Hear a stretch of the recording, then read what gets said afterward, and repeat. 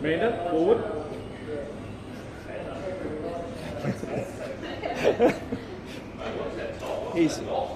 Here's my fullback, hey? You like it? Yeah. It's an experiment because I stuffed the other one up. All right. Okay, how are we going? Gordo, everyone ready?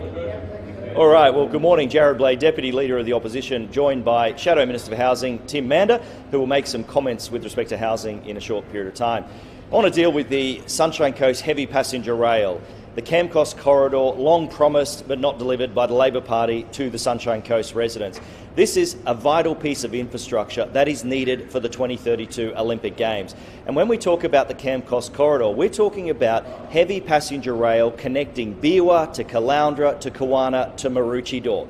This was one of the projects that was meant to be delivered for the 2032 Olympics. Now, I have just seen and watched the Premier's press conference this morning.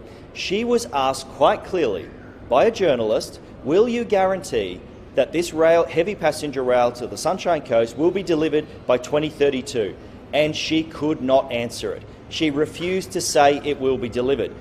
The next thing the Premier said when asked about heavy passenger rail to the Sunshine Coast, she said, we're looking at the priorities for Olympic infrastructure spend, which is code for me that the Labor government do not think that the heavy passenger rail on the Sunshine Coast is now a priority for the Labor government. The Premier then said, we're looking into it. Well, Premier, I would say on behalf of the hundreds of thousands of residents on the Sunshine Coast, there has been too much looking into Camcos corridor. The time to look has gone. The time to do is now. The LNP have committed our 50% funding to the heavy passenger rail connecting Bleijie to Caloundra to Kawana to Maroochydore. The federal Morrison government committed the 50% funding. The new Albanese government have committed the same 50% funding. The only government that hasn't contributed $1 to deliver the heavy passenger rail on the Sunshine Coast is the state Labor Palaszczuk government. And Mark Bailey this morning, trying to say that it was a federal government's responsibility and fault that this heavy passenger rail has not been delivered, is a cheap shot. This is a state rail project. It should have been delivered in the last 10 years by the Palaszczuk Labor government. So what we're seeing now is blowout after blowout. Olympic infrastructure spend, $2.7 billion on the Gabba, and not a dollar to deliver the Sunshine Coast heavy passenger rail from Bleijie to Caloundra to Kawana to Maroochydore. So I'd say to the Premier, the time for looking at this project is well and truly past. The time for delivering this project is now. The Premier cannot guarantee this project before the 2032 Olympics. That is another broken promise from this tired third-term Labor government. I'm going to hand over to Tim Mander now to talk housing. Thanks, Tim. Well, thanks, Jarrod. Well, today the Premier slashed another housing promise. Today, the Premier... Start again. Today, the Premier slashed another housing promise. Just 4 months ago, the Premier promised that 80 prefab homes would be built by the end of this financial year. Today, their announcement says that we might get 2 by June 23. Tomorrow will be the third housing summit that the government has hosted. And what have they delivered from those summits? Well, they promised that more people would be in granny flats. There's no evidence that there's one extra person in a granny flat. They promised more accommodation at Griffith University. Today, that site still remains vacant. They promised 2 projects on the north side of Brisbane from the Housing Investment Fund, and today no construction has started. This government is all talk, no action. They are in complete chaos, lurching from crisis to crisis. Let me tell you how insignificant the Premier treats the housing crisis. It's our understanding that tomorrow's housing roundtable will be squeezed into the 1-hour parliamentary lunch break. The Premier could spend 3 hours at a Rod Stewart concert last night, but can't afford more than 1 hour to talk about housing for Queensland's most vulnerable people. Happy to answer any questions about housing. Just on that, we talk about those prefab homes. The Premier was outlining today that they was trying to get 70 by this financial year.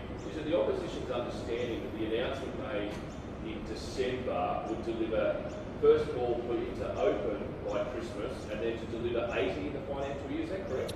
That's correct. The Premier said that she would open this new facility before Christmas, and here today she opens it 4 months after. She also announced that there'd be 80 new prefab homes by June 2023, and today she's backpedalled on that and said there may be 2. I mean, they're all talk and no action. This is just another example. Do you think the choice to look at housing the government workers to free up that rental stock is a bad idea? Should it be focused on Queenslanders who are on social housing? Well, I think that's a very good point. We need to remember these prefab homes are for government employees. Now, the question that needs to be asked is that will it mean extra houses in those regional areas? What's happening to the houses that are already there? Are they being sold simply to pay for these new ones? Will there be actually any increase in housing? If there's no increase, of course, that means there'll be no benefit to people looking for social housing.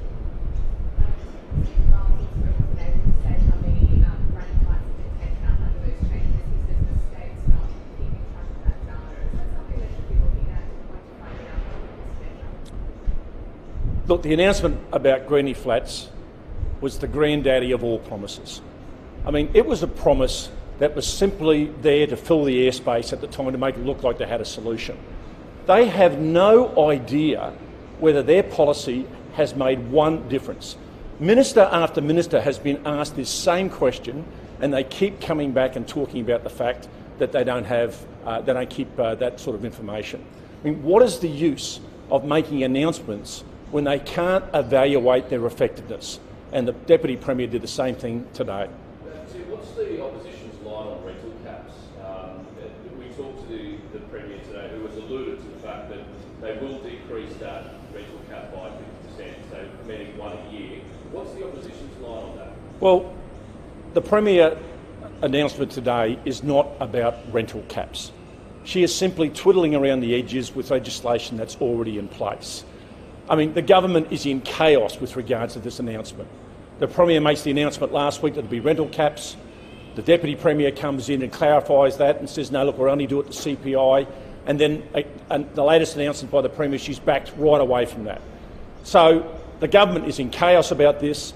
Everybody in industry came out and showed and said how chaotic this was for the economy to have this indecision. Again, they are chaotic with regards to their announcements. Do you think it makes sense with the prefabricated homes though to ship them out to the frontline workers like teachers, police officers, so it does free up more housing rather than needed? Look, we're in favour of any quick solutions to get houses built quicker. But there are lots of questions about this particular announcement, questions that I mentioned before. Will this result in a net increase in housing? And I think that question needs to be asked of the Deputy Premier and the Housing Minister, because their record so far says that they simply make these announcements to fill the space. And the delays in the project that you mentioned with some of the targets that have changed, is that understandable considering pressures on the building industry at the moment? They are without excuse with regards to delivering on their promises. There's promise after promise after promise, which they are simply not delivering. Announcements do not house people. We must build new houses. Tim, can I just ask, there's a peak body that's come out criticising the government saying rental caps don't work. They're actually calling on a ban for detached houses to be taken off that holiday and short-term rental market. Do you reckon that's a good idea? Sorry, Pete, what was the question? Detached houses, this peak body wants them removed from your Airbnbs or those short-term rentals to give to people that actually need a home. Do you think that's a good idea? Look, we're open to any suggestions that are going to accommodate more people. That's why we've got to make sure that we have more than an hour to have a round table about housing. I mean, the government is not treating this seriously. They never thought there was a crisis. until the media and the opposition dragged them to the table with regards to their first housing summit. So all those options need to be considered. We need to know what the consequences of those options are as well, but we're all in favour of whatever it takes to get people housed. Deputy Leader, what's your take on the rental cap idea? Obviously we discussed with the government. It seems that this week, when we do hit the floor, it's going to be a lot about rentals, about this crisis that we're currently in. What's your stance on the cap issues? Well, a housing crisis which could have been mostly avoided if this government had have acted on land supply issues. We've seen a huge decline in land supply across the state. We've seen a government in denial for years that the housing crisis was upon us. And on the rental caps you specifically ask about, who knows what's going to happen tomorrow? Because every time the Premier has opened her mouth on rental caps, the story changes. 1 minute it was full rental caps, then the Deputy Premier said it was CPI, which could be more than what the Premier was alluding to. Then they tried to walk it back, and then Premier Palaszczuk gaslighted Queenslanders by saying it's Queenslanders' fault that no one understood what she meant when she said it. So look, if they say they're going to introduce legislation this week or talk about it, let's wait and see. Because until we've seen what the government have put forward, I just can't trust them, because they've changed their mind on this very subject every time they've opened their mouth or a minister's opened their mouth about it. The other question is, what does Cameron Dick think about all this? Because he's been off in India, away from all this chaos and confusion and crisis of the Labor state government. So it'd be interesting to see what the Treasurer thinks about this flip-flopping of ideas. So we'll see what they introduce this week, and then we'll be able to properly ascertain and give comment on, because at the moment I just don't know. I could say we would support what they announced today, but it's likely going to change tomorrow because the Premier will change her mind overnight. That's how they're running the show at the moment. On the Sunny Coast rail line again, so what would you do if you're under an LNP government? How much is it going to cost? Good question. What will we do if we were elected 2024? Here's what we'll do. We will build the Sunshine Coast heavy passenger rail from Bleijie, Caloundra to Kawana to Maroochydore. It has been promised for over 20 years to the residents of the Sunshine Coast. We have a willing federal government of both political persuasions, former government and the new government, willing to contribute 50% of the funding. The Liberal National team have committed to our 50% share of the funding. Now, we're talking about a $3.2 billion project, and when the case for heavy passenger rail, fast rail to the Sunshine Coast was talked about, the proponent at the time, the money allocated was $3.2 billion, and that was just for the Bleijie to Caloundra to Kawana to Maroochydore proponent, not the rest of the upgrade from Brisbane to the Sunshine Coast. Now, they're doing a business case at the moment. I would simply say to Mark Bailey, be upfront with people. Where's the business case at? Release the details, release the facts and figures at the moment. The only political party that has not committed funding to the heavy passenger rail on the Sunshine Coast is the Labor state Palaszczuk government. Everybody else has committed funding to it other than Anastasia Palaszczuk. Do you think there's a place in state parliament for Sorry, what was the question? Jonathan Tree was asked his position yesterday. He was, commenting a little bit tongue-in-cheek, potentially looking at the future in state politics, potentially looking at going for the Premier's seat in Manala. Do you think there's a place for him in state politics? I think we've got too many Greens in the parliament already at the moment at a state level. But Jonathan Shree and the Labor Party have so much in common. Maybe he'll run for the Labor Party. So apparently the business case is out later this year for the Sunny Coast rail.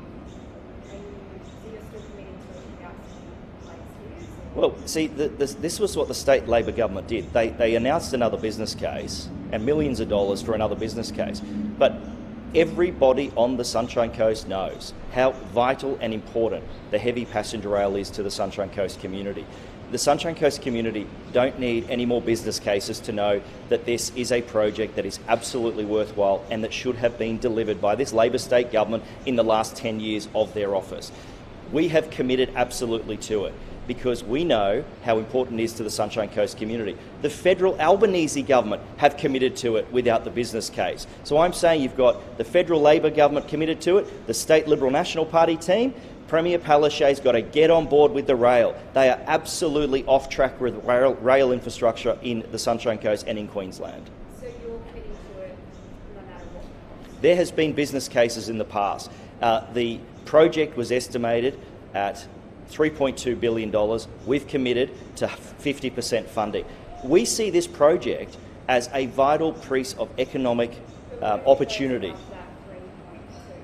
Well, the Labor Party are doing the business case, and like everything Labor Party touch at the moment, it's likely to go over. What we're simply saying is we'll work with the federal colleagues after October 24 next year to deliver the rail infrastructure. I'm not going to be stopped with supporting this project with this new business case. We need to get on board. We need to absolutely deliver this vital rail infrastructure before the 2032 Olympic Games. And I'm quite angry that the Premier could not say today that this rail infrastructure will be delivered before the 2032 Olympics, because I see that as a vital connection between the Sunshine Coast community and the Brisbane community for 2032 Brisbane Olympics. Fair question to Billy would be that if you are governing next year, David Bully was asked last week, when you take on these projects, are you taking on the blowout costs as well? Is that taxpayers are obviously funding, but you can't do it cheaply, can you now? Look, what will happen is, October 2024, if we're honoured by the people of Queensland to serve in government from November next year, then every one of those projects will be delivered by an LNP government. Make no mistake. Every single project will be delivered by an LNP government. Yes, they have blown out, but that is the reality of it. We can't blame Queenslanders for that. We're not going to deny Queenslanders the opportunity for road and rail upgrades because the Labor Party can't manage their budget. So yes, we will take on those projects, and yes, we will deliver those projects, because Queenslanders cannot be blamed for the mismanagement of the Labor government in Queensland. But last week, David Bully said that he might look at the costings of things to try and deliver it cheaper. So you're saying you will accept the cost that the government is saying it will cost you? There's quite a difference between, for instance, if I can use an example, best case scenario with the Coomera connector. Now that Coomera connector is 2 years delayed, has gone from 6 to 4 lanes and has a $600 million budget blowout. Now only the Labor Party in Queensland would be the ones patting themselves on the back for delivering a project 2 years late, $600 million over budget, and from 6 to 4 lanes. Now, but it has commenced. So there's projects that have absolutely commenced, and most of those projects on the list have absolutely commenced. So they will be in train in the next 12 months, absolutely. And that's why I'm saying we're absolutely committed to those projects. The Gabba, on the other hand, is a $2.7 billion project blown out from $1 billion. We believe that we should have an independent Olympic delivery authority, taking out of the hands of Anastasia Palaszczuk, Stephen Miles and Mark Bailey. Independent experts should look at that project. So it's no secret there's been a blowout of the Gabba project. We have asked the government to come clean with the costings, come clean with the economic modelling, and they've not done that. Now, make the point, Anastasia Palaszczuk said last week, Queenslanders have just got to stop whinging about the Olympics. Sorry, Premier, Queenslanders, you deserve an explanation from the Premier on projects like the Gabba that blow out from $1 billion to $2.7 billion. Queenslanders are owed an explanation from the Premier why the blowout and all the economic modelling around the Gabba. And that's what we're asking for. So we're saying with the Olympics there will be an independent delivery authority that will oversee and deliver this infrastructure.